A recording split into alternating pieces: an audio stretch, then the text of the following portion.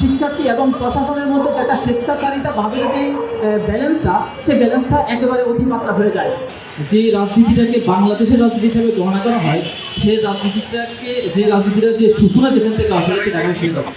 অর্থাৎ এই ঢাকা বিশ্ববিদ্যালয়ের রাজনীতিটা কীভাবে চর্চা হচ্ছে, এই রাজনীতিটা কীভাবে মানুষের জনকল্যাণে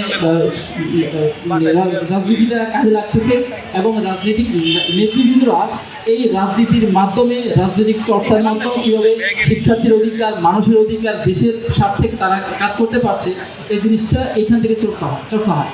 সুতরাং এখানে রাজনৈতিক কালচারটা যত বেশি সমৃদ্ধ হবে, যত বেশি জনকল্যাণমুখী হবে, রাজনীতিটা যত বেশি মানুষের সেবায় নিয়োজিত করার জন্য, মানুষের পাশে দাঁড়ানোর জন্য যে রাজনৈতিক কালচারটা গড়ে ওঠা যাবে, সেটাই বাংলাদেশের জাতীয় রাজনীতি সেটা প্রভাবিত হবে।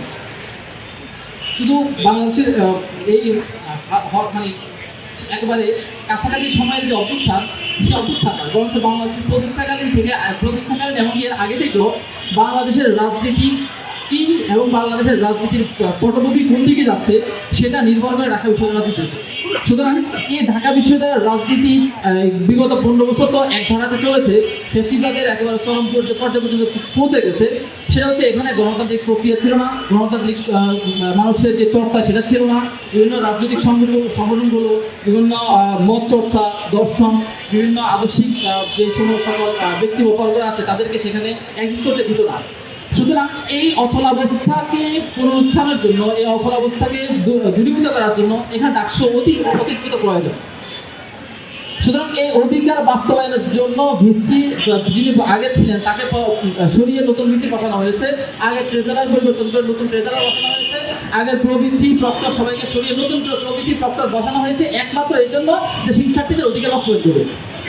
সুতরাং এই অধিকার বাস্তবায়নে যত লেঙ্গি হবে, যত সময় ক্ষেপণ করবে, তত মানুষের অধিকারের যেই 15 বছরের যে ইতিহাসকে আরও দীর্ঘায়িত করা হয়। সুতরাং এখানে আমার মনে হয় দায়বদ্ধতা জায়গাটা, দায়বদ্ধ শব্দ যদি যুক্ত করা যেত তাহলে তাদের সেই নড়তো, এটা আমার বিশ্বাস। এখন ডাকসু নির্বাচন কেন জরুরি সেটা অবশ্য অনেক কিছু আমরা অনেকে জানি, যে এখানে সুতরাং এই জন্য এখানে যেহেতু নেতৃত্ব বিকাশের যদি সৃষ্টি করতে হয় তাহলে অবশ্যই এখানে ডাকসু নির্বাচন দিতে হবে। এখানে যদি ডাকসু বা ছাত্র প্রতিনিধিত্বের মাধ্যমে যতগুলো সিন্ডিকেট আছে, সিনেট আছে, সব জায়গায় এই প্রতিনিধিগুলো শিক্ষার্থীর হয়ে কথা বলে, ফলে শিক্ষার্থী এবং প্রশাসনের মধ্যে যেটা স্বেচ্ছাচারিতা ভাবের যে ব্যালেন্সটা, সেই ব্যালেন্সটা একেবারে অতিমাত্রা হয়ে যায়। যখন প্রশাসন যখন শিক্ষার্থীদের পক্ষ হয়ে কোনো সিদ্ধান্ত গ্রহণ করে না, শিক্ষার্থীদের হয়ে কোনো কাজ না করে, তখন শিক্ষার্থীর পক্ষ থেকে যে প্রতিনিধি থাকে সে প্রতিনিধি তার পক্ষে আওয়াজ হয়। সুতরাং এখানে এই স্বেচ্ছাচারিতা ভাবটাও যেন দূর হয়ে গিয়ে এখানে চেক অ্যান্ড ব্যালেন্স তৈরি হয়, এই জন্য এখানে তাদের ডাকসু নির্বাচন জরুরি অবশ্যই। এরপর হচ্ছে শিক্ষার্থীদের স্বার্থ রক্ষার্থে যে প্রতিনিধিত্বের যে একেবারে কোর প্রতিনিধিত্ব যাকে বলা হয়, সেটা নিশ্চিত করার জন্য এখানে ডাকসু প্রয়োজন। যদিও আমাদেরকে অনেকে রাজনৈতিক দল যারা আছে তাদেরকে বলে যে এরা শিক্ষার্থীদের প্রতিনিধিত্ব করে, কিন্তু আসলে প্রতিনিধিত্ব একটা নির্দিষ্ট গোষ্ঠীকে করে থাকে সাধারণত কোনো একটা রাজনৈতিক দলের ব্যক্তিবর্গরা, কিন্তু পুরো শিক্ষার্থী সমাজের যে প্রতিনিধিত্ব করা যে বৈধ প্রক্রিয়া, সেটা একমাত্র ডাকসু নেতৃত্বের মাধ্যমে হয়ে থাকে। সুতরাং আপনার এখানে ডাকসু নির্বাচন অবশ্যই জরুরি। এরপর হচ্ছে যেটা একটু আগে বললাম যে রাজনৈতিক দল আদর্শিক যে চর্চার ধারাবাহিক প্রক্রিয়া, এটার জন্য ডাকসু প্রয়োজন আছে। কারণ ডাকসু হবে, গণতান্ত্রিক প্রক্রিয়া সৃষ্টি হবে, গণতান্ত্রিক পরিবেশ সৃষ্টি হবে, তখন প্রত্যেকে তার নিজের মত দিতে পারবে। আমরা কি দেখেছি 2019 সালে যে ছাত্রলীগের যে নির্বাচন, মানে ওই সময় যে নির্বাচন, ছাত্রলীগের যারা একেবারে শুভাকাঙ্ক্ষী তারা ছাড়া কেউ সিরিয়ালে দাঁড়াতে পারতো না, অনেক সময় তাদেরকে অন্যদেরকে হেয় প্রতিপন্ন হতে হয়েছে। এই যে গণতান্ত্রিক প্রক্রিয়া না থাকার কারণে তারা যেই অন্যান্য দল মত আদর্শ বা নিজের চিন্তা ভাবনাকে চর্চা করার মতো, প্রয়োগ করার মতো যে পরিবেশ, সেটা হয় না। এরকম ডাকসু দরকার।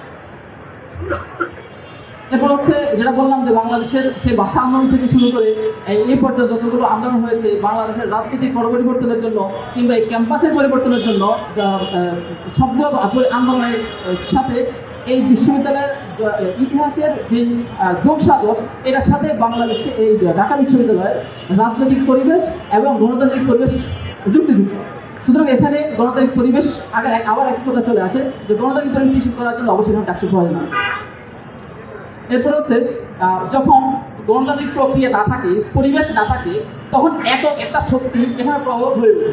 আমরা কি দেখেছি যে ডাকসুনায় ফলে যে সরকারি দলের যে আলাদা একটা প্রভাব তৈরি হয়ে যাওয়া এবং সেটা অন্যের জন্য একটা কাল হয়ে দাঁড়ানো, সেটা পরিবেশ তৈরি হয়ে যায়। সুতরাং এখন যদি যেই আমাদের একটা অন্তর্বর্তীকালীন সময় যাচ্ছে, এই সময়ে এখন যদি দ্রুত যদি আমরা সেই যে একটা মানে বিভীষিকাময় মুহূর্ত আমাদের মধ্যে গিয়েছে, সেই মুহূর্ত থেকে যত দ্রুত আমরা না বেরোতে পারি, আমাদের অধিকারগুলো দ্রুত বাস্তবায়ন করা না করা যেতে পারে, তাহলে দেখা যাবে যখন জাতীয় নির্বাচন অনুষ্ঠিত হবে, সরকারি কোনো একটা দলের যদি প্রভাব তৈরি হয়ে যায়, তারা আবার আগের মতো ছাত্রলীগের যে প্রভাব ছিল সেই প্রভাবটা তৈরি হবে না, এই গ্যারান্টি কেউ দিতেও পারছে না। আবার আমরা যারা শিক্ষার্থীদের অধিকার নিয়ে কথা বলি কিংবা শিক্ষার্থী যারা আছে, তারাও সেটা নিশ্চিত হতে পারছে না।